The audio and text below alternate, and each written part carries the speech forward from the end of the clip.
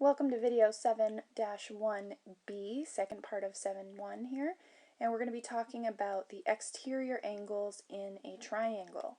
So first off, what is an exterior angle? An exterior angle, you guys, is formed by one side of a polygon and the extension of an adjacent side. So if we're talking about a triangle, this is what our picture would look like here. Our exterior angle, here's our triangle. The extension of one side is, let's see, this bottom side here, okay? If we extend that one side, and then we use the side that's adjacent to this side right here, this is then one that's right next to that side of the triangle, then that extended side and the adjacent side form this outside angle. Exterior means outside, right? Exterior of a home is the outside of a house. So an exterior angle is found outside of a polygon, in this case a triangle. Then we also have two other points of vocabulary here. A remote interior angle are the interior angles in a triangle that are not the ones directly next to the exterior angle. Remote means far away, so the ones that are far on the other side of the figure from the exterior angle. That's what a remote interior angle means. So in example 1 here, in example 2 here, we're walking through the idea of what we know about the angles of a triangle. So we know the sum of the measures of the interior angles of a triangle here in step 2 are going to add up to 180 degrees.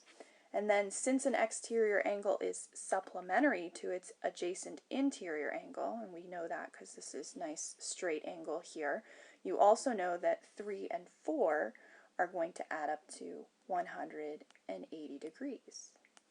So make a conjecture. What can you say about the measure of the exterior angle and the measures of its remote interior angles? Well, if we look at 3 things added together equals 180, and then 2 of those things added together equals 180. I hope you can see the duplicate here of 3 and 3, and so it looks to me like our conjecture might be that our sum here of 1 and 2 would be exactly equal to that exterior angle. So maybe let's write that down as our conjecture.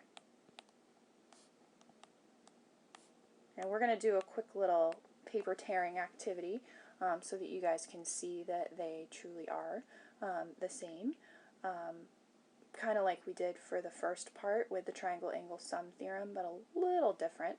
But let's use this idea here, and it is indeed true.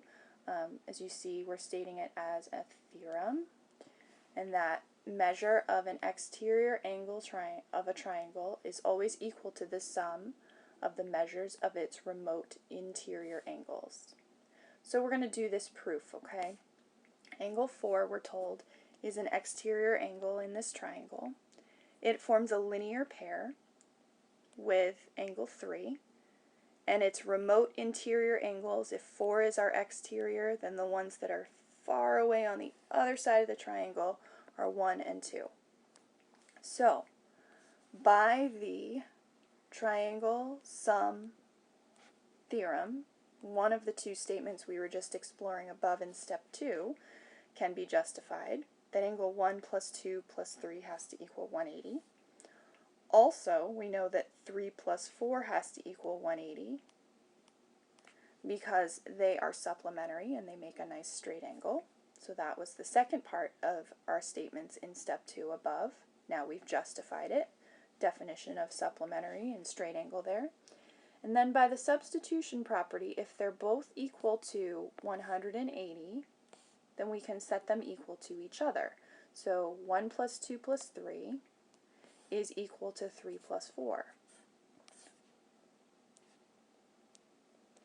Now the other thing I can do in an equation is I can subtract equal quantities from each side, and so subtracting the measure of angle 3, which you can see here is duplicated on each side of the equation, is going to simply leave us with the measure of angle 1 plus the measure of angle 2 equals the measure of angle before.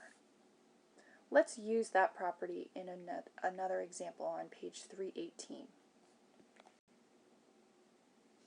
In Explain 3, page 318, we are using this exterior angle theorem to solve some problems by basically just writing equations that go with the diagrams, you guys. So you just need to get used to finding that exterior angle and setting it equal to the sum of the other two.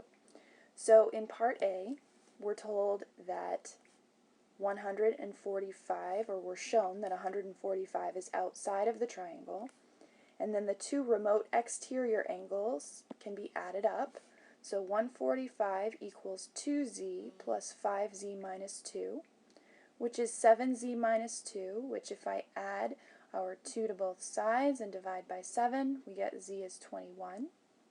Now please notice what it was that they asked me to do here. I'm finding specifically the measure of angle B. So we're going to use this value for the unknown to evaluate that angle value and simply plug in 21. Wherever I saw a z before, in the expression for angle B, which is 5z minus 2. So 5 times 21 minus 2 gives me 105 minus 2, or 103.